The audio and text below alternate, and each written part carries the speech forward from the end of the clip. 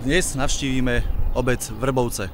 Nachádza sa tu ekoväznica, ktorú postavil Petr z Kožepa a povieme si, ako postaviť dom do 5 000 eur, do 30 000 eur. Ukáže nám, ako postavil on tú svoju ekoväznicu a aké materiály na to použil. Myslím, že to bude celkom zaujímavý diel. Ak vás zaujímajú takéto svojpomocné práce alebo stavby, máte sa na čo tešiť. Vidíme sa.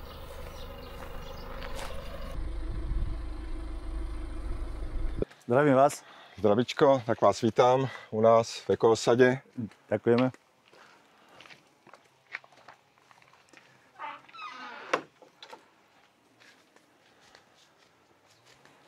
Tak co vás zajímá, na co se chcete podívat?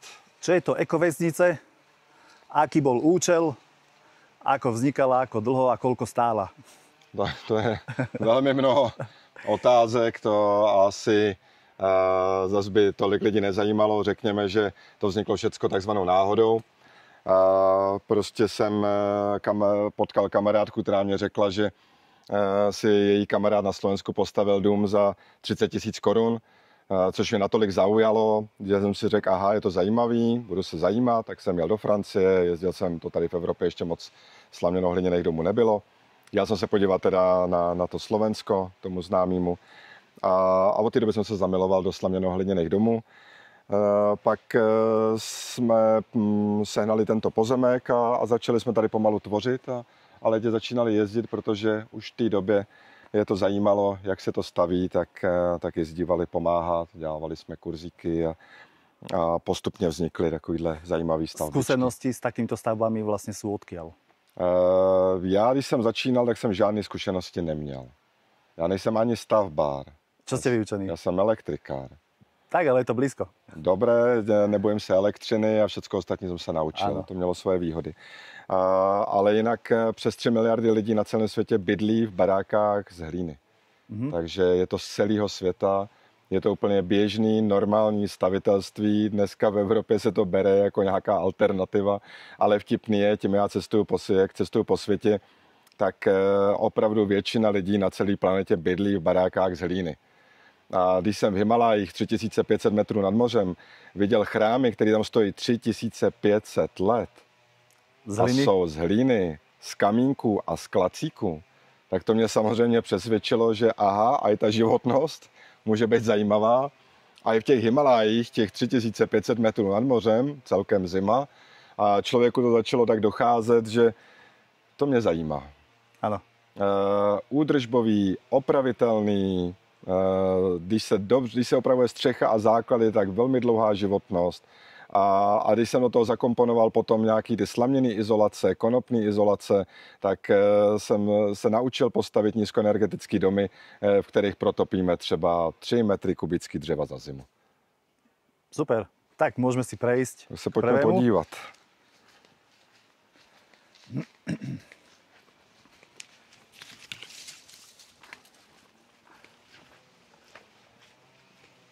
Takže tu máme prvý domček. A ich máte pomenované? Oni se nějak jmenují? Alebo... Ano, my jsme je většinou tak přirozeným způsobem postupně pojmenovali.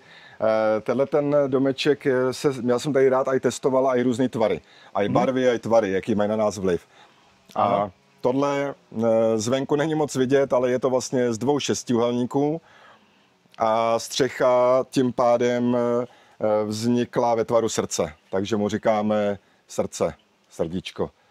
Strecha slamená? Rákos, trstina. V poriadku. Okna tiež sú atyp? Tak tyhle ano, to jeden klučina, který chtěl se tomu věnovat, tak se to vlastně, jsme vymysleli nějaký pěkný tvar a on se na tom učil vytvořit atypický tvar dřevěných oken. To samozřejmě není potom levný. Já tím, že učím a jak stavit baráky levně, tak zrovna ten barák tím, že je křivej, že to má takovýhle atypický okna, tak se mi u něj těžko odhaduje, kolik stál a nedá se říct, že ten baráček by vyšel levně, protože pokud máte křivou střechu, křivý tvar, tak každý prkno je originál, každý prkno se musí zvlášť měřit a řezat a to naběhne na pracnosti. A ty člověkohodiny potom jdou. Nabíhají. Takže když řekněme, že třeba jsem dokázal postavit malý domek 40 metrů čtverečných, hranatej, se sedlovou střechou, běžná věc, rovný materiály, tak jsem ho dokázal postavit za 6 000 euro. A zhruba, řekněme, plus 1500 člověkohodin práce. Aké sú potom vlastne rozdiely medzi tými lacnými low-costovými domčekmi za tých 6 000 euro a potom takými, ako sa teraz pozeráme? Myslím, že největší rozdíl je asi, kolik toho nakupuju a kolik platím za práci. A samozřejmě, kdybych si tento dům stavil celý své pomocí sám, tak by se, a použil bych tady obyčejný nějaký okna, který seženu zadarmo u výrobců oken nebo lidi, co vyhazujou, tak bych dokázal na takovémhle tvaru šetřit. A tu práci bych se nepočítal, protože bych tvořil své pomocí. Ale z konstrukčního hlediska je vždycky nejlevnější hranatá, jednoduchá stavba, buď s pultovou, anebo se sedlovou střechou. Protože je tam minimum odpadu, jsou tam jednoduchý materiály, jednoduchý tvary, je tam minimum práce, takže to je nejefektivnější na stavby, proto se většina staveb staví hranatých. Jdeme se asi podívat dovnitř, trošku se vám to stmaví na začátku, protože to byl domeček, který se doteďka využíval na pobyty ve tmě. Takže trošku tmavší. Dobre, a tu sa na čo zameriame? Tady zase je ideální se dojít podívat, většinou lidem rád ukazuju koupelnu. A pro vás jako stavební magazín asi pěkný a líbivý marocký štuk. Je to mramorový prášek, mramorový písek, hydraulický vápno a vytvoříte nekonečnou dlaždici. Takže to je taková... Čiže ono je to vlastně aj tvrdé. Ano, je to tvrdé, je to hladké, je to voděodolné. Čiže nenasiaká to vodu, ano. Voda potom stečie a je to vlastně suché. Ano. A ostatní je teda dřevostavba, proto lidi se mě ptají, jak se to povoluje. Samozřejmě tam je dřevěná konstrukce, je to dřevostavba běžná, vyplněná, izolovaná slaměnýma balíkama, protože ta slaměná izolace těch 50 cm izoluje asi jako 25 cm minerální vaty a nebo 18 cm polystyrénu a podobně. Takže s tím dokážu postavit nízkoenergetický dům. A na tom jsou hliněné omítky, obyčejný, který získávám, samozřejmě dají se koupit od výrobců. Jsou už aj český, aj rakouský výrobci. Já si nejradši získávám spoustu materiálu v místě, protože jíl je téměř všude. Takže koupu to přímo na stavbě a ten jíl si vyplavuju ve starý vaně od štěrku, od kamínku. Potom ho akorát míchám s pískem, případně s nějakou řezankou ze slámy a z trávy posekaný, která v tom na venkovní omítky hlavně tvoří tím, jak tam fermentuje, tak bakterie tam vykakají lepidlo, spapají cukr, vykakají lepidlo a tím se stává voděodolná. Ona vydrží nějakých 10-15 let na dešti. A když tu venkovní omítku vápním, jako to vždycky naši předci dělali, natře se to řídkem vápnem, tak se většinou ty hliněné omítky zvenku opravují nebo vyměňují po 80 letech. Asi dobre, tak. Tu vidíme nějaké díry? To jsou díry? Alebo to je estetické? To jsou dekorace, tam jsou lahve, akorát, že tím, že to bylo zabedněné na tmu, tak zvenku jsou ještě zalepený. Jinak, když svítí slunce, tak by to svítilo. V jurtě to uvidíme. Že jsou to jako také světlíky? Ano, jsou to takový světlovody, světlíky. Strop, priznaný drevený? Strop, klasický dřevěný, hliněná pec, stavěná. Kuchyňská linka je zase z odpadku, ze zbytku. Tím, že já rád recykluju věci, tak je to normálně prokladová preglejka, vystužená palubkama, odřezkama. Tohle je jenom z odřezků OSBček, kachličky, které jsme sehnali zadarmo u prodejců, tak proto je každá kachlička jiná, dozdobená nějakou mozaikou. Hezčí mozaiky uvidíte v té kruhové stavbě. Tady to byla taková znouzecnost z věcí, co jsme sehnali. A i třeba lednice je ze sběrného dvora. Zdarma. Pozerám, že tu je LED pásik vlastně na vrchu? napájanie, energia tu vlastně jako tak funguje? my máme vlastně hodně solárního systému, takže my třeba teď v létě máme velký přebytky. My jsme schopni až nějakých 20-30 kW elektřiny vyrobit navíc. Takže my si tím dobíme aj auto a elektrický kola. Tak. Tu pod oknom vidím radiátor. Tím, že to bylo na pobyty ve tmě, tak my máme centrální vykurování z našeho domu, kde je kotel na dřevo, anebo na pelety. A tím, že to teď bylo zabedněný, lidi si tu nemohli dělat oheň, tak jim vykurujeme centrálně od nás z domu, kde kůríme. Ale samozřejmě, kdyby tu někdo bydlel, tak si může zakurit běžně v ohni na peci. No, pak jsou to vidět různý teda plastiky a dekorace, to je vidět, jak se na tom lidi učili, tak jsou různé techniky vyškrábávání, to jsou jenom 2 vrstvy finálních štuků, nejdřív je natažená třeba modrá nebo bílá nebo v různé barvě, potom je na to natažená ta finální, já mám nejradši ty přírodní hnědý a do toho je vyškrábáváno, to je jenom vlastně umělecká práce. A toto jsou cihly ze starých domů, starý můžou být klidně stovky rokov, že pokud na ty baráky nepršelo, měli dobrý střechy, tak na té hlině nemá co degradovat. Neviem, či to je dobre vidieť, ale na tých tehlách, alebo v tých tehlách je vlastne tiež slama. V některých ano, každý se vyráběli trošku jinak, někteří to míchali jenom jíl, někteří míchali i ze slámou. Tak se pojďme ještě podívat nahoru, tam jsou vlastně 2 pokoje.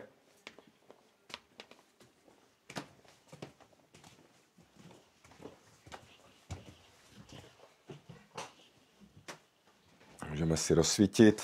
Oba 2 pokoje jsou stejný. Nahoře se nám to trošku, ten prostor zvětší. Je tu teda tma, takže se vám to asi stmaví. No, tím, že tu nejsou vlastně okna jsou zabedněný kvůli těm pobytům ve tmě. To do teďka sloužilo. Tak tím, že celá ta ekoosada, ty domy jsou teď k prodeji, tak uvidíme, až nový kupující si rozhodne, jestli se okna odbednějí, jestli se tady dál budou provozovat pobyty ve tmě, anebo se to bude používat jako apartmán. Čiže rámy tam sú, je to pripravené, len vlastne tá hlina, tá fasada sa vlastne vyškrabne odtiaľ a môže sa urobiť okno. Jsou tam většinou jenom desky, které mají to vlastně zakrytý. Mhm.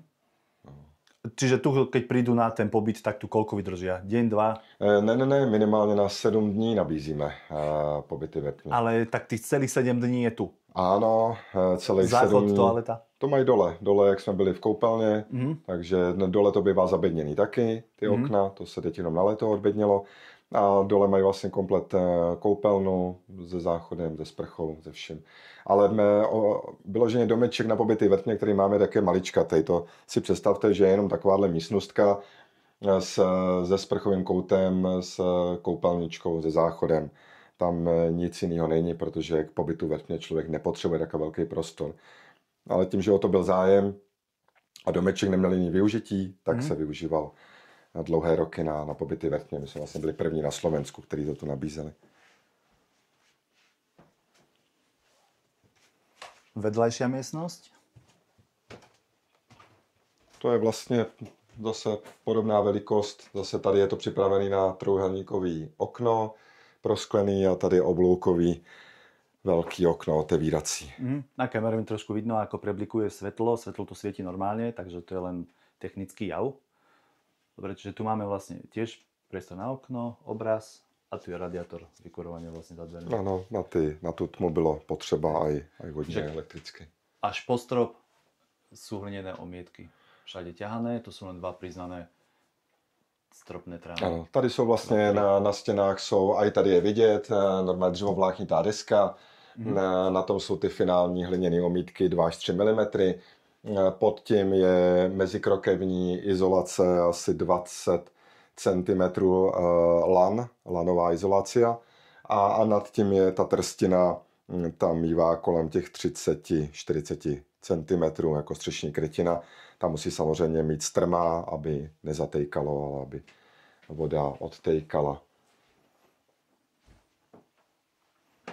Jinak je to teda nízkoenergetický dům. Takže aj teď je cítit, že je tu příjemně chladno. Na to, že jsme podkroví, není tu přehřáto, jak bývá v některých podkrovních bytech a smetu. Je teď kolem poledne. Ono je totiž zajímavý u těch přírodních materiálů, že oni se prohřejou až během 5 až 7 hodin. Na rozdíl od třeba minerálních izolací, polystyrénu a jiných umělých materiálů, které se prohřejou už během 2 až 3 hodin.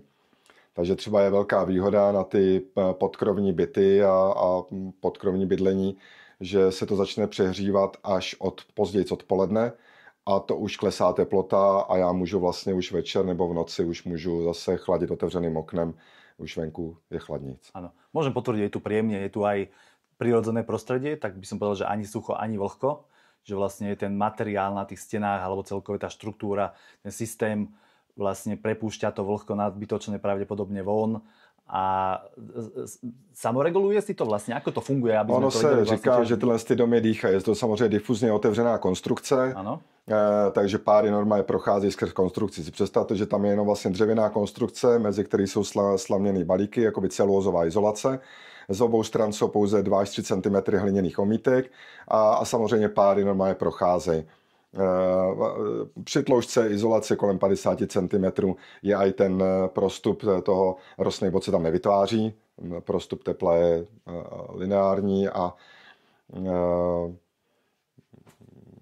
to znamená, že i ty hliněné omítky, oni mají velkou sorpční schopnost. To znamená, že když tady třeba se vysprchuju anebo vařím, tak veškerou vlhkost mě nasají hliněné omítky. Neorosí se mi ani zrcadlo, ani okna. To je zase takový výrazný rozdíl proti bytům. A potom zase se ta vlhkost postupně uvolňuje. Proto to se říká, že hliněné omítky udržují optimální vzdušnou vlhkost kolem těch 40-50% doma. Bavili sme sa o stenách, o strope, prípadne streche a čo podlaha? Je tu tiež spravená betónová doska alebo tiež nejakým spôsobom iným vyročené? Já tím, že se rád učím samotnou tvorbou, tak zkouším různé věci. Proto na každý stavbě mám trošku jiný základy, trošku jinou konstrukci, trošku jinak použitý materiály. A tím jsem nabíral zkušenosti. A zároveň se sem jezdili učit lidi, kde jsme fungovali jako škola přírodního stavitelství. Takže tady konkrétně jsou pouze pod nosnýma prvkama, pod stěnama patky, jako kamenný. A pod podlahou je nějakých 20-30 cm pěnového skla. Na tom je zhruba 20 cm dusaná hlína, to znamená normálně venku nakopaná hlína, to je hliněná podlaha, kterou jsme udusali. Ta samozřejmě dlouho schne, to trvá zhruba rok, to není proti cihlám, který vám uschnou za pár dnů, anebo hliněné omítky, které vám přes léto uschnou za pár hodin, za pár dnů. Tak tohle to schne samozřejmě v interiéru i třeba rok. A po roce se udělala jenom vyrovnávací vrstva, potom jakoby stejná finální omítka jako na stěnách, akorát, že na podlahu se hladila, dával se do toho červený pigment, normálně práškový pigment do betonu, který koupíte Hornbach Bauhaus. A pak se to natíralo olejem, zhruba lněným olejem, lanový olej, zhruba 12 až 14 krát, až se nahřívá, aby se vsákl ten olej do té hlíny, pak se to natírá zhruba 2krát tvrdovoskem a vznikne vodyodolná omítka. Takže mám aj známýho, nebo je v Čechách architekt, který si omylem podpálil slaměno-hliněný dům a hliněná podlaha, která byla už natřená olejem a voskem, tak to celý přežila. Že hasiči to pokropili velkým množstvím vody a potom stačilo po tom požáru tu podlahu utřít, umýt a byla furt funkční jak nová. Nerozmočila se. To je taková zajímavost. Pozerám, že vlastne sú tu všetky okná, že je tu len ramová konštrukcia a sklo z jednej strany a tu máme spravené okno. Neviem, či to bude dobre vidieť, ale je vlastne okno rám. A potom je tu ještě vlastně druhá vrstva. Tohle z toho byl, já rád testuju a zkouším různý zajímavé věci. Nahoře se podíváme funkční trombého stěnu. Tohle to byl takový pokus, jak vytvořit trombého stěnu. Ale tím, že předtím je velká moruše, velký strom, tak tady samozřejmě vidět, že je stín a je velký přesah střechy. Takže tady konkrétně ta trombého stěna nefunguje. A je to spíš takovej druh, bych řekl, jak špaletového okna tady vzniklo. To je třeba jeden z pokusů, který není tak funkční, jak by si člověk přál, ale v jiných domech ukážu vám v kruhovém stavbě funkční trombého stěnu. Dobre, môžeme sa presunúť ďalej. Tak teď se můžeme podívat do toho hlavního domu, do našeho, kde vlastně bydlíme, naše rodinka. A je to starý hliněný barák, který tu stojí minimálně 100 rokov. A my jsme teda vršek rekonstruovali, takže vršek se dá říct, že je převážně novej. Zase za použití lanové izolace, dřevovláknitých desek, ale jsou tam rovné stěny a bílé omítky. Bílej kaolín, bílej písek. Tak to je takový zajímavý ukázat, protože já většinou ty domy mám takzvaného rustikálního stylu, takový ty zaoblené stěny, přírodní hliněné omítky a tady u nás uvidíte takový modernější styl. Prechádzame po moste. A i tyto věci všechny jsme dělali své pomocí, zvenku samozřejmě používám většinou buď červený smrek, dub, akát a normálně to jsou ohýbaný prkna, který jsme tak robili. Čiže toto vlastně teraz slúži ako tělocvičňa, tu býváte? Ano, tohle je část našeho domu, protože dál už mají děti pokoj a ložnice, ale tady je krásně vidět, že se dají udělat i rovné stěny, je to taky hlína, je to bílej kaolín, bílej písek, všecko jsme si to míchali sami a vyráběli tady na místě.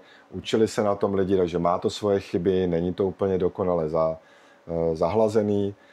A já mám rád, když to je vidět, že to je ruční práce, takže aj nechávám. Ale je to materiál, vlastně, který se dá opracovat neustále. Velmi snadno se dá opravovat. Že to je velká výhoda, že mně stačí si rozmíchat, asi až se půjdeme podívat do rozestavěného domku, tak je tam kbelík s bílým kaolínem a s bílým pískem. A mně stačí potom ten podklad kdekoliv, kde jsou vidět ty poškozené věci, tak se jenom navlhčí a po několika letech já velmi lehce to třeba jenom houbičkou na nádobí, nanesu si tu omítku, velmi snadno opravím, zahladím a je zase to jak nový. Dá se to samozřejmě vymalovat, třeba Primalex standard je z 85% hlinka, dá se to umýt, to znamená, že to vlastně jakoby znova člověk takzvaně zašuchá molitanovými hladítkama a může to zase oživit a celý zase jak vymalovat. Čiže tá údržba je úplne jednoduchá. Treba samozrejme vedieť, už treba mať takú tú zručnosť, že ako? Jasné, ale je to hodně podobné jako u jiných zdících materiálů. Tady to je jenom jednodušší tím, že se to stále může rozmočit vodou, tak se to dá vždycky jenom do čisté vody namáčet a znova to můžu vlastně tu stěnu umýt, zahladit a tento dom teoreticky vyšiel koľko eur, alebo tu už máme nějaký odhad? Alebo tu ne, já ty odhady udávám u těch jednoduchých domů, který jsem většinou dělal sám nebo ve dvou lidech, protože pokud se mi už potom střídali lidi a jezdilo se mi sem učit 10 až 15 lidí, tak se mi těžko samozřejmě určují náklady. A jsem už tolik, když jsem měl 2-3 stavby rozdělené, tak jsem těžko hlídal náklady na koupy, co jsme kolik kupovali. Ano. Ale tady se třeba krokové a veškeré dřevo běžně kupovalo, takže ten barák určitě vyšel, dejme tomu, jakoby běžný rodinný dům, když stavíte. Tam, ono se dokonce ty náklady bývají hodně podobný. Nejlevnější domy, který máme na to napsané knihy, dělám na to kurzy, tak byly menší stavbičky, třeba 40 nebo 50 metrů čtverečných, který jsem tvořil sám a dobře jsem si hlídal, co jsem tam kupoval. A první domek jsem postavil za nějakých 6 000 eur a druhý domek soběstačný, jeden kruhový, do kterého se budeme podívat, tak jsem postavil asi za 20 000 eur. Koľko je tu celkovo domčekov? Takový 3 hlavní, velký a pak ty asi 3 drobnější. Čiže spolu 6 obyvateľných domčekov? No, obyvatelní jsou ty 3. Aha. Ty 3 jenom. Dobre, môžeme prejsť ďalej. Můžeme jít podívat do té kruhové stavby. Tak tohle je ten kruhový domeček, mu teda říkáme jurta. On původně vycházel z principu tvaru jurty mongolský, ale je to slaměno-hliněný domeček kruhovej o velikosti asi 50 metrů čtverečných a zrovna tam probíhá vlastně opravy, že tady je třeba malý přesah střechy A na hliněných venkovních omítkách doporučuji dělat přesah střechy aspoň 50-60 cm, aby ty omítky netrpěly, protože samozřejmě tím, že se můžou rozmočit ve vodě, tak pokud je tady místa, máte vidět 10 cm přesah střechy, tak se to musí častěji zkrát opravovat, a to znamená, že třeba jednou po 2-3 letech a se opraví různý prasklinky a přemaluje se to. Že vlastně ono problémom je tu dážď, že jako fúka, prší z boku, tak hneď vlastně a hlavně na tú v zimě, fasádu. kdy to zvlhne a mráz to roztrhá. A ešte dokonca vidím, že vlastne je to strecha, ktorá nemá ríny, vlastne, že nemá okap, nič. Áno. Čiže vlastne ono to priamo potom steká dole. Neviem, či to je dobre vidieť na kamere, lebo nám tu svieti slnko. Čiže vlastne ono, keď aj prší, aj fúka, tak tá voda zo stechy ako tečie, tak ju môže potom vlastne fúkať naspäť na dom. Ono tam třeba z půlky stavby rýny jsou, ale tady z té strany se nám to blbě kruhová stavba. Ano. Ono právě ty křivý stavby, aj kruhový, aj šestiúhelníkový mají nevýhody, že čím křivější to máte, tím je to komplikovanější na takovýhle všechny detaily. Áno, stavbári nemajú radi takéto komplikované veci. A proto jsou dražší. Proto tak. Nejsou levnější. Někdy si lidi myslí, že kruhová stavba je levnější. Právě díky těm problémům je právě naopak složitější a dražší na práci. Lebo je to viacej rezov, viac práce, technológie, alebo tam už potom treba urobiť ohyby, záhyby, prípadne keď sa robí s plechom alebo s inými materiálmi, treba prispôsobovať a tak ďalej. Takže to, že já jsem ten domeček soběstačně dokázal postavit za 500 000 korun, teda do 20 000 euro, je spíš šetření na těch nakoupených nebo nenakoupených materiálech, než na práci. Ta práce je samozřejmě na tom větší. A tu chybu se malým přesahem střechy se snažím už od té doby nedělat. Tím, že to byla mobilní barák, tak tehdy vyšlo. Udělal jsem chybu, že jsem nezvětšil. Já ty krokve aj delší měl, ale plachtu jsem změřil kratší a nenastavil jsem ji. Čiže vlastně na vrchu je plachta? To je TPO folie. To je vlastně náhrada za PVC. Ona vydrží zhruba 30-35 let na slunci. Na zelené střechy třeba rád používám EPDM folie, ty vydrží třeba 50 let na slunci, ale daleko radši doporučuji střechy zelený, anebo pálený škrydly nebo pálený tašky. Ale na mobilní baráky se samozřejmě úplně nabízelo použití folie, protože tu stavbu jsme vyráběli v Liberci, pak jsme v tom bydleli v Senci u Bratislavy a pak jsme ji přestěhovali sem. Takže ta střecha se celá sroluje, ta plachta, a celá stavba na takové bloky se dá rozebrat a přestěhovat.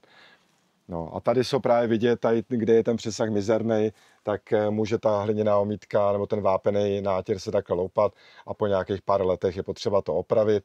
Zase výhoda, dá se to lehce opravovat a udržovat. Ano, na této straně tu už vidíme rýnu. Ano, tady už začínají rýny a ono to bylo i kvůli zadržování vody, na zalejvání a podobně do nádrže. Taky jsou tu vidět i sokly třeba, kde je navátej sníh a odstřikuje voda, tak spodní část stavby většinou bývá obložená břidlicí, kamenem anebo kachličkama, aby netrpěla zase na navátej sníh a netrhalo to spodek stavby. Čiže keď prídem sem,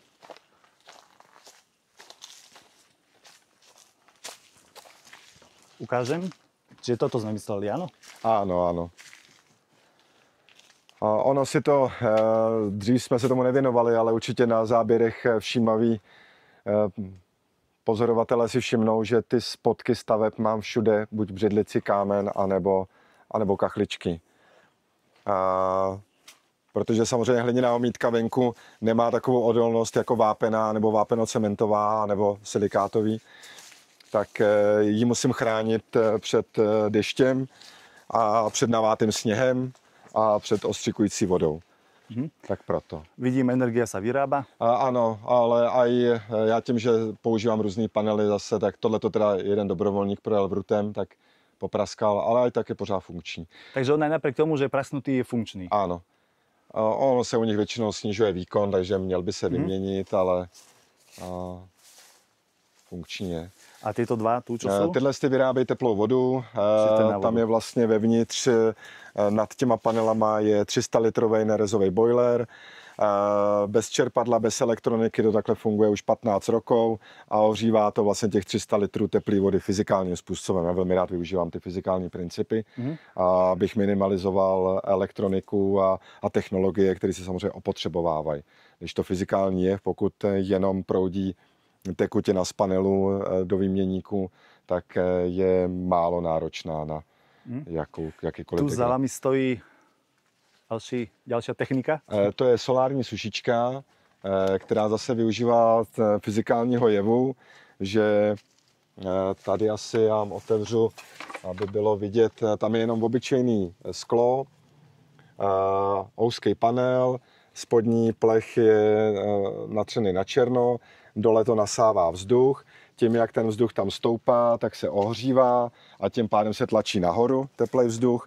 Potom prochází vlastně solární sušičkou, tady je cítit, že je nějakých 30-35 stupňů, takže akorát na sušení nějakých bylin, jablíček, hůb a podobně a nahoře těma otvorama zase odchází ven.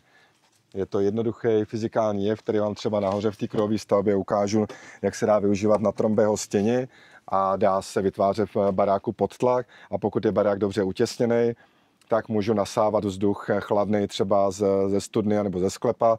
Jak jsme si všimli v tom baráčku Srdce, že tam byl příjemný chládek, tak já využívám takhle fyzikální klimatizaci.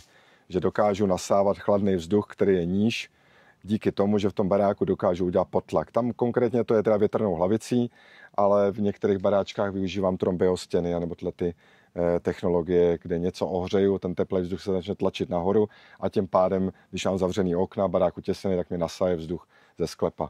Se můžeme jít podívat asi dovnitř do kruhového baráčku. OK, pojďme dovnitra. Tak teď se půjdeme teda podívat dovnitř do této, my říkáme jurta, ale je to slaměno-hliněný kruhový dům. Zase jsou tady vidět akorát ty kachličky, protože samozřejmě, když navátej sníh, anebo když prší a tím, že je tady malý přesah střechy, tak tyhle ty části trpěly, tak jsme obložili. Čo může vzniknout z odpadu? Je to, vlastně kachličky získávám zdarma, zeptám se pouze u výrobce nebo u prodejce kachliček, jestli nemají nějaký na vyhození a oni vám toho hromady nanosí. Zaplné auto. Zaplně vám celý auto. Je samozřejmě praský kachličky, anebo jim zůstaly 2-3 různý. Takže to uvidíte i ty mozaiky tady v koupelně třeba. A nebo i kuchyň, zase jsou nějaké mozaiky, zase nějaké kachličky, které někde zůstaly, zase je to z odpadku. No, úplně podobně, jako byla dole z toho, co jsme sehnali, tak se tvořilo. Tady je teda filtr, takže jenom palubky vystužený, moje prokladová preglejka a jenom se koupily úchytky. V kúte vidím sporák? Ano, tak vytápění já jsem si oblíbil jednoduchý kam na topení dřevem, protože tu dřeva máme spousty z lesa. A tady se protopí nějaký 3 metry dřeva za celou zimu, takže minimálně. Pozerám strechu, tam dole sme sa bavili, že skladbu strechy, alebo zloženie strechy. Tu vidím, máme tu pohľadové trámiky a potom vlastne aká izolácia, ako to ide hore k tej plachte? Tady tím, že to vycházelo z principu jurty, tak aby to fungovalo jako dům, tak se musel vytvořit vlastně 2 konstrukce. Ta spodní konstrukce drží, je teda z takových trojúhelníkových panelů, protože to je mobilní dům, celý jsme ho 2krát ustěhovali, tak jsou to takový trojúhelníky vyplněný izolací s ovčí vlnou.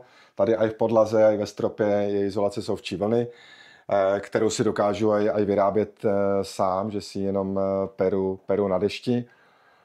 A potom je pojistná teda difuzní folie a nad tím je druhá nosná konstrukce, která už je z větších trámků, nějakých 6x10 a ta drží střešní krytinu, tu TPO. A teda mezi těma trámkama vychází provětrávaná mezera 5 až 10 cm. Nahoře vzniknul světlík, ten má, myslím, 3 nebo 4 vrstvy. Dají se koupit dokonce až nějaký 6 vrství do pasivních domů. A je třeba výhoda, že veškerý hmyz a podobně vylítne, když se v létě otevírá, tak nejteplejc vlastně největší teplo stoupá nahoru, takže teplo se odvětrává vrškem a dokonce i hmyz tam tudy veškerý vyletí. Má to takový dvě výhodičky. Samozřejmě v létě se to může tím světlíkem aj přehřívat, takže my ho teď na léto budeme zakrývat zvenku plachtou. Teraz prejdeme na okná. Pozerám tiež, že vlastne sú tu okná veľké, čiže závesy, aby sa neprihrieval vonkajšok, alebo teda slnko nepalilo zvonka dnu. Tuto to tiež vlastne ako je nastavené, ako to je vlastne myslené? Tak tohle to vzniklo přirozeným způsobem, tady ta stavba nebyla přímo naprojektovaná a tím, že je tady malý přesah střechy, tak se stává hlavně z těch oken západních a východních, že se to může přehřívat. Proto jsou tam i zvenku vysázeny stromy, takže z té východní strany už to celkem stíní stromy. A z tyhle teda západní a z té východní strany je, jak jsem celou dobu mluvil o Trombeho stěně, tak toto je běžný okno, stejně jako jsou ty skla okolo, zazděný deskou, nasávání vzduchu dole, je otvor a pak jsou otvory tady nahoře. Když to otevřu, tak tu jde horký vzduch, takže bych si tu topil teď v létě, to nechci. Tak je vidět, že je tam otvor i ven. A já samozřejmě, když si zavřu tu klapku, tak ten teplej přehřátý vzduch odvětrává se ven. Tím, že mi tady nasává vzduch a zavřu okna a dveře, tak vytvořím potlak a dokážu nasávat vzduch ze sklepa. A tím dokážu přirozeným způsobem fyzikálně klimatizovat ten domeček. Prírodná klimatizácia. Áno. A tyhle okna, to jsou trojskla, který jsem tehdy šel k nějakému výrobci skel, zeptal jsem se, jestli nemají nějaký na vyhození a oni mě ukázali obrovský místo, kde měli na výběr velké množství různých skel. Těch bylo 50 kusů, proto je mám na skoro všech domech, že to trvalo roky, než jsem je dělal. A v té době stálo to jedno sklo 2000 korun a já jsem ho koupil za 200 korun. Takže tam pak nejsou rozdíly pár procent, který na něčem ušetřím, ale násobky. A to jsou právě věci, které já popisuju v mých kurzech nebo knížkách, jakým způsobem lze postavit ten barák levně. To není jenom o tom, že si všechno musím robit sám, ale musím i ten materiál sehnat. Jakmile bych veškerý materiál nakupoval novej, tak stejně jako na jakýkoliv jiný dům, tak jsem schopný se tak dostat na maximálně polovinu nákladů, co stojí dům na klíč. No a jestli dneska jsme 2000 euro za metr čtvereční užitný plochy při stavbě na klíč, tak když budete si všechno nakupovat nový a práci dělat sami, tak jste schopni dostat na nějakých třeba 1000 euro za metr čtvereční. No a já jsem se dostal ještě míň díky tomu, že ještě spoustu materiálu, hlína, sláma, levna, dubové desky byly na pile vlastně pomalu za cenu palivového dřeva, skla jsem říkal, vchodové dveře jsou obyčejné interiérové dveře, zaizolované samozřejmě buď dřevovláknem, nebo nějakou izolací, zčepovaný brutama navíc, aby fungovaly i v zimě a jsou 10krát levnější než vchodové dveře. Tak ono pri tom materiáli si asi treba povedať predstavy, že či chcem nové, pekné, Áno. alebo prižmúrim jedno oko, možno, že miestami aj dve, len za tým účelom, aby som to mal. Áno. A potom to užíval. Protože ne každému se ten rustikální styl líbí, ale na tom dřevě vidíte, že to je všechno sukovitý, a i podlaha je sukovitá, protože to je BC kvalita. Pokud jsem neměl peníze a chtěl jsem šetřit, tak samozřejmě jsem musel koupit levnější a i podlahový desky, kde jsou opravený různý suky. A není to AB nebo Ačková kvalita. Mm-hmm. Stejně tak dveře, palubky, a i ty dřeva je vidět, že jsem kupoval vlastně horší kvalitu, která bývá třeba za poloviční ceny. Tu máme kúpeľňu, záchod? Ano, je tady normálně splachovací záchod a kúpeľňa. A co je asi zajímavé, v koupelně se podíváme na ty mozaiky. Tady jsou třeba bílé omítky. Máme záchod. My jsme zase různě zkoušeli různý barevný odstíny a různé dekorace. Tady jsou právě i ty lahve. Ono na té druhé straně u Trombeho stěny jste viděli, jak tam prosvětluje slunce. Tady to je zrovna na stranu, kde zatím se skladuje dříví, takže taky moc nesvítěj. Vedle je koupelna a co je zajímavá podlaha z pečeného dřeva, termovoodu.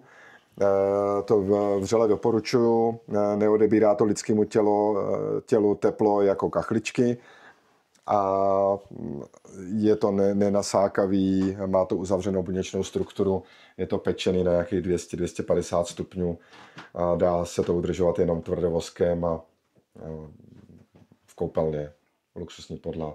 Zase mozaiky z rozbitých kachliček, kolem umyvadla marocký štuk a spoustu takových musela byť celkom zaujímavá práca, lebo je to rozbité na drobné kúsky, na veľa drobných kúskov a potom to vlastne jednotlivo spájať a vytvárať takéto obrazy, lebo ono nie je problém urobiť z toho haky-baky, akože nesystém, ale tu vlastne vidíme, že keď sa na to pozrieme, tak sú tam vlastne vtáky, stromy, tam je vlastne vidieť, keby nejaká voda, more alebo niečo, že vlastne tam aj tá symbolika je. Potom tu na tejto strane vlastne máme slnko. Čiže je to dokonca ešte takéto umenie, že vytvoriť z toho odpadu obraz. Je to pracné. Ne každému se do toho určitě bude chtít. Ta práce dneska není moc moderní. A když byste tohleto měli platit, tak je to vlastně umělecké dílo. A stejně jako spoustu těch křivých staveb můžeme spíš brát, jestli je to jakoby druh umění. A samozřejmě jako umět postavit barák levně neznamená, že když ho prodávám, že když chci vytvořím obraz, že ho prodám za cenu prázdného papíru. Že? Takže toto samozřejmě je o práci úplně stejně a je to poměrně hodně pracný, je tu hodně hodin práce. Máme odhad, že koľko napríklad táto mozaika vyšla? Koľko hodín? Ne, tady u toho si to nepamatuju, ale dělali to tady, myslím, 2 dobrovolníci, to jsem nedělal já osobně. A jestli si to dobře pamatuju, tak to byla i týden. Jako dlouho to skládali. Čiže cirka týždeň o 2 ľuďoch. To samozřejmě, ty věci jsou pracný. Dobre, pozerám, že aj tu sú vlastne hlinené omietky. Ano, já velmi rád všude, protože hlínu si dokážu namíchat z místních zdrojů, velmi dobře se mi udržuje, opravuje.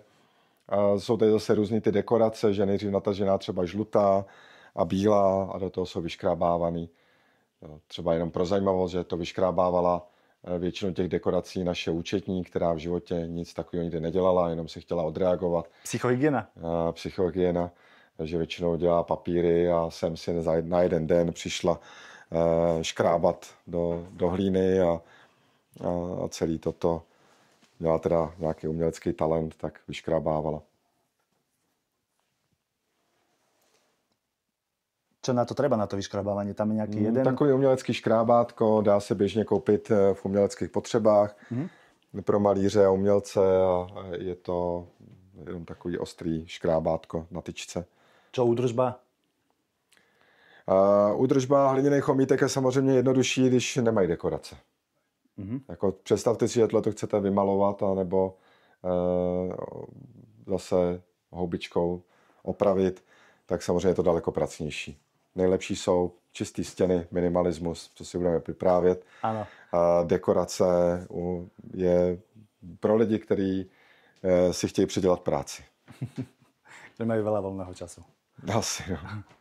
Tu vidíme opět vlastně ty flašky. Ano, tady jsou vidět ty lahve, to jsou většinou nasunutý lahve třeba od okurek, do toho lahve od piva nebo od vína, dobře se to i pamatuje, víno a pivo dovnitř, okurky a kečup ven, protože není pak vidět hrdlo. A tady to někdo otočil a dal, takže hrdlo je vidět, že víno dal ven a okurky dal dovnitř a hned je vidět hrdlo. Venku si ho nevšimnete, je to vidět, ale zevnitř si toho člověk všimne, tak proto takový. Pre porovnanie tu vidno druh von a tu vlastně je ta flaša. Jo, někdo dělá i takový ty pěkný dekorace, si třeba vymeduluje z plastiky strom a udělá tohleto jako jablíčka, že to svítí. Ano, jako ovoci. A když se to dá na východ nebo na západ, tak to samozřejmě ráno a večer vytváří pěkný dekorace. Dobre. Môžeme sa presunúť do ďalšieho? Podívat asi do hobbytího domečku. Tady se můžeme podívat, jak to vypadá, když se staví ze slámy a z hlíny, že je to samozřejmě nevzhledný. Dneska lidi vyžadují, aby byly i stavební materiály pěkný už při samotné stavbě. A na tomhle se lidi učí. Zrovna dneska nám večer přijíždějí lidi na kurz. Bude do pátku praxe. Čiže to je taký kurzový domček. Takový kurzový domček. A na víkend to bude vlastně teoretické a současně i potom v neděli s krátkou praxí. Tak se zase něco možná vylepší, zahladí, něco dozděj lidičky. Tady je třeba vidět, tady máme kalfasy, pod tím je namíchaná hrubá omítka. Že kalfasy, to nevie, to je vlastne nádoba. Áno, nádoby na Ja by som využil, keď stojíme vonku, všimol som si vlastne, to sú tie presahy trošku dlhšie, ale zase tá fasáda je krivá. Áno. Ale nevidím nič, čo je na streche. Aká je tam krytina, alebo je tam vôbec? Já jsem si oblíbil nejvíc zelené strechy, zatravněné. To jste si mohli všimnout, je vlastně i tady na tom altánu je zatravněná strecha, na tmě zatravněná strecha, když se budeme podívat i na ten hobití domeček, je zatravněná strecha. Ten mobilní domek má taky přípravu na zelenou strechu a tohle to má taky.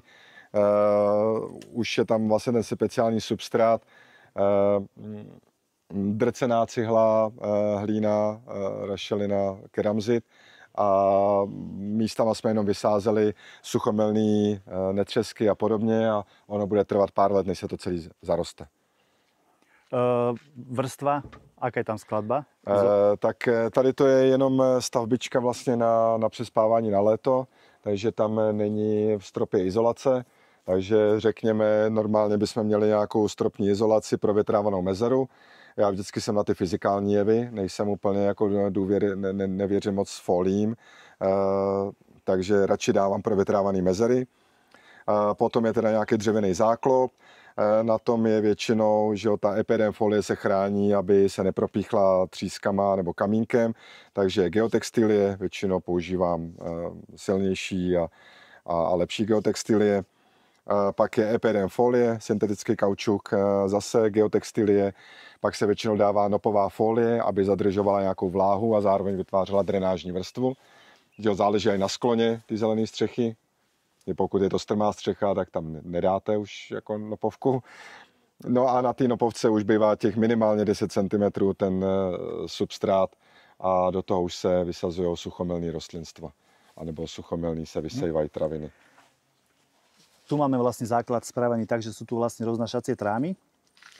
Potom sú dosky, na ktorom to vlastne všetko stojí. Tady to vlastně nebylo vůbec jako určený jako stavba. Tady jsme podělali pódium pouze na pneumatikách plněný štěrkem, stála na tom jurta. Potom se jurta prodala a vystavilo se na tom taková kopule ze slaměných balíků a na to postupně začali lidi tím, jak se učili a už nebylo kde co stavět, tak postupně nahazovali omítky a tím to tak přirozeným způsobem vzniklo. Jestli se to jednou bude bourat, nebo jestli to bude fungovat. Priemer to má aký? Tohle to bude mít nějakých 7 metrů. Jako ono to vnější to bude mít asi 8 metrů, ale vnitřní bude mít nějakých 7. Ano, to je vlastne vidieť, ako je tá hlina a tam kamienky, slama. A ono tím, že právě ono to vypadá, že je tady velký přesah střechy, ale tím, jak to byla kopule, je to zaoblený, tak samozřejmě ano. Ten déšť to vymejvá, proto je vidět krásně, jaká je skladba té hrubé omítky. A já kdybych chtěl třeba už tohle, proto já ty finální vrstvy a to vápnění dělám hned na začátku, protože jak už to takhle zvětrá, tak už by se musela udělat další vrstva, nějaká jemnohrubá, aby se to zahladilo, aby jsme mohli udělat ten vápený nátěr. Takže zatím to slouží tím, že se tady na to lidi učí a uvidíme, jak to bude dál. Já rád tady sleduju různý degrady a i rád ukazuju i věci, na které si dávat právě pozor, nejenom tu krásu. Nebudeme ukazovat lidem jenom to, co je líbivý. Na tomto sa dobre učí. Lebo tam sa vlastne získali také tie vlastnosti materiálu, aj čo všetko vlastne zniesie, kde sú tie maxima. Tak, a si lidi můžou rozhodnout, jestli chtějí zvenku radši vápenou omítku, anebo jestli chtějí hliněnou, ale když viděli jste na třeba srdíčku téměř žádný degrad. Tam je přesah střechy, už tam je velký teda, tam je už nějaký 1,20 m. Je tam do těch 20-30 cm obložený břidlicí, a tam ty omítky nemají téměř žádný degrad. Ale jakmile máte přesah malej, tak samozřejmě jak prší, tak ta voda, na vodu je to náchylný, rozmáčí to voda, takže potom samozřejmě se to musí opravovat. Takže tohleto si lidi můžou dobře rozhodnout. Kdybych sem dal vápený omítky, tak vápený omítky nebo vápeno-cementový samozřejmě tu vodu snesou. Hlína dobre, to nevypíši. Poďme dovnútra. Možno na kamere sa nás to trošku stmaví, alebo nám to možno zblbne. Dobre, idem pomaly. Dobre, môžeme. Ano, tak už se to asi rozsvítilo. Mhm. Zase tady na té straně je vidět taková rozrobená práce, nahoře hrubá, pod tím už místama se lidi učili finální omítku, ale tím, že se to lidi učí, tak je to hodně teda křivý. Já jim vždycky vysvětluju, že když byste to dělali na svém, tak jak si uděláte rovnou hrubou omítku, tak se mi nadřete s finální omítkou, ale tady už po nich neopravuju. Tady to nechávám plynout, ať se ty lidi učí chybama. Takže na našem baráku, když robili, tak jsem po nich všechno opravoval. Takže tam to samozřejmě potom ve finále vypadá lepší. Vidím, že je tu aj elektroinštalácia natiahnutá. Ano, je tu, tam je zrovna odpojené světlo, ale tady v těch pokojích normálně světla jsou funkční. Je to takový, když lidi přijedou, tak že se mají kde přespát. Tu už tie steny vyzerajú lepšie. Ano, tady už je finální omítka rovná, tady už je nějaká dekorace.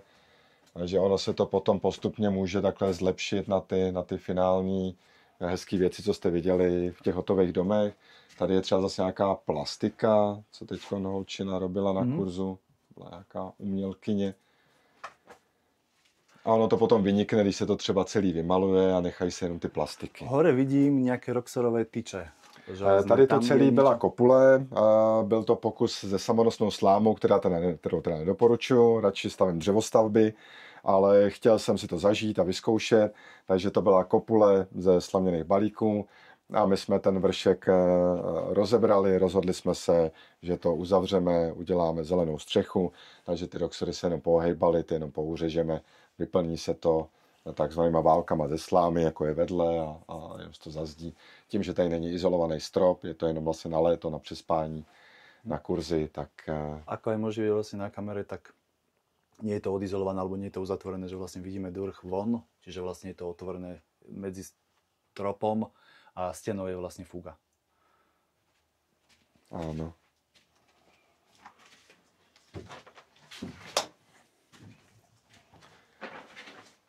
Tam vedle není okno, takže tam je úplná tma, tam je vlastně podobná místnostka, jenom no, tu je vlastně využitá stopíková konstrukcia vlastně. Ano, jenom slopiková konstrukce je vyplněná zase většinou, co mě zůstane. Tady jsme použili různý molitany, madrace, ovčí vlnu, všechny možné zbytky izolací, tím jsou vyplněny ty příčky. Teoreticky hrubka stien je aká? Lebo pozerám, že to môže byť asi aj 40 cm asi minimálne. No, i s těma hliněnými omítkama je 50. Takže 50 cm. Ano, ten slaměný balík, on má kolem 40 a když vezmete aj ty hliněné omítky, tak 45 a někdy až 50 cm se udává stěna slaměno-hliněných.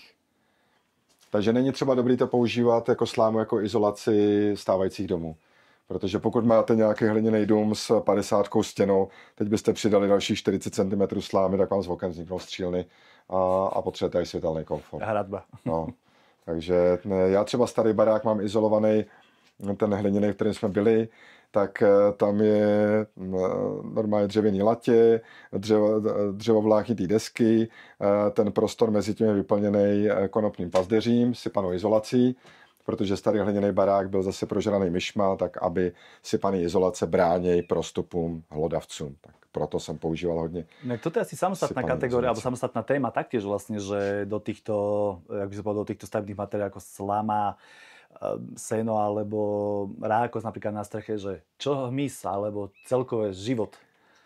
Asi začneme teda samozřejmě rákosová střecha je hmyzí hotel, tam tu nedoporučuju úplně na baráky si dávat, já už bych to nedělal. Je to možná tak dobrý na tu líbivost, na nějakou restauraci. Ano. Ako dlouho to vydrží ještě? Prepáč, skočím do rečí, že koľko je tam životnost? Tam musí být hodně kolem toho prostoru, nesmí tam být stromy, musí to větrat, aby se tam neuchytávaly jako u nás mechy. Ano. Třeba v severských zemích od moře, když fouká, tak dosahují až 100 a více let životnosti, tam mají úbytek asi centimetr ročně a ty vlákna mají 130. Ale u nás vidím, že ten degrad je minimálně 2x větší, až 3x rychlejší. Takže tady budeme počítat třeba slaměný střechy v skanzenech, co se znám s lidma, co to dělají, tak zhruba po 25 letech je opravují a vyměňují. Čiže 25 rokov, 30. dajme tomu, že to je jedna generácia. A teď si vemte, jak je to drahý. Ono třeba pálená škrydla koupíte za nějakých 15-20 euro za metr čtvercový. Zelenou střechu dokážu své pomocí udělat za podobné ceny s životností nad 100 let, obě dvě střechy. A u rákosu trstiny nebo slámy nebo dřevěných šindelů jsme na ceně 50 až 100 euro za metr čtvercový a životnosti máme čtvrtinovou. Čtvrtina. No. Tak chcete to je to, že ešte tá škrydla dokáže uložiť hockdo, alebo teda nie je to technicky náročné, kdežto pri tom rákose musíme dbať na technológiu. Tak, presne. A ještě je to stavebnice. Ještě chcete udělat vikýř, přiskládáte škrydle, uděláte vikier, chcete dát soláry, dáte soláry. Na rákos a na takovýhle je to vždycky problém tam něco měnit. Akýkoľvek prestup, akákoľvek diera, veľký problém stejně jako podobně samozřejmě ze zelenou střechu. Takže někdy ta alternativa má víc nevýhod a to přesně na těch kurzech vysvětluju. Slaměno-hliněné stěny se mi osvědčily. Když se vrátíme k těm myším a k těm hlodavcům, tak v hliněném domě, ano, tam problémy s myšma máme. Ale ve slaměných domech v kruhové stavbě jsme za celých 15 let neměli jedinou pastičku na myš. Je to sranda. To je právě na tom zajímavý, proto se aj usmívám, že je to aj těžko uvěřitelný. A třeba pod těhou stavbou je sklep, kde se dostávají hlínou aj potkaně, aj myši. Tam je musíme řešit. Ale nad tím, to znamená pár centimetrů nad tím, je hned slaměno-hliněná kruhová stavba, kde jsme neměli za celých 15 let jedinou pastičku na myš. Jednou se tam dostala nějakou spárou, tu jsme buď chytli, anebo otevřeli dveře a utekla, už tam pak neobjevila nikdy. A dole v tom srdíčku, tam se mi dostali ventilací. Tam jsem někde udělal chybu při tom vstupu z té studny ventilací, takže tam se jednou za rok, tam máme pastičky, ale tam se chytí myš tak na podzim jednou za rok minimum, jako proti těm hlinným domům. Stejně tak z hořlavostí je zajímavý, že když to máte nahozený omítkou, máte to dobře zhutněný teda, že nemyslím úplně lehkou slámu, kterou se berete z pole, ale to, co se na stavbě vysvětluje, aspoň 110-120 kg na kubík, objemová hmotnost. A dobře se to napenetruje jílem a dobře se to nahodí hliněnými omítkama, tak když to uzavřou, tak z toho vzniká samozhášlivá hmota, která, já jsem viděl i videa, že svíčka vyhořela výklenek, dál se požár nešířil a to je dobrý vědět jenom jak. Samozřejmě, když je rozházená sláma a je volně ložená sláma, tak to hořlavý je. Ale jakmile je to uzavřený, tak je to i velmi špatně hořlavý. Nejdou do toho myši, je to nízkoenergetický barák, takže to jsou věci na stěny, slaměno-hliněné stěny se mi osvědčily, velmi rád je používám, podobně jako když stavím barák v podzemí a rád ho stavím z betonu, tak nadzemní stavbu rád stavím dřevěnou konstrukci, slaměno-hliněnou výplň, střechy nejradši dělám zelený anebo škrydle a v knížkách mám ty alternativy popsaný, jako i na kurzech, že něco se vyplatí, něco se tak vyplatí do skanzenu. Je dobrý mít zdravý selský rozum. Na tie kurzy sa opýtam potom neskôr vlastne, keď budeme mať ešte priestor. Ja by som prešiel ešte do ďalšieho domčeku a potom si to zhrnieme ešte na záver. Dojdeme si do toho.